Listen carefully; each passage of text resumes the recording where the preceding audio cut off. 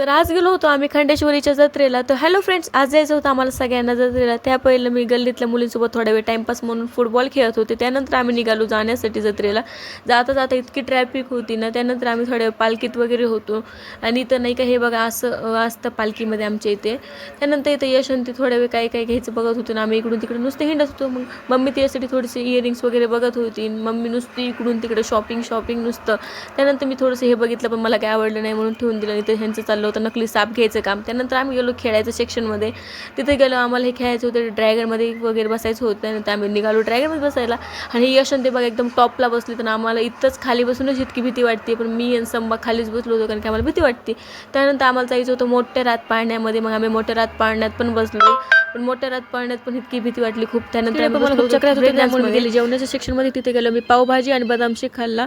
तर चला भेटूया उद्याच्या ब्लॉगमध्ये. आजसाठी एवढं. लाईक शेअर सबस्क्राईब करायला विसरू नका. Tata bye bye, see you.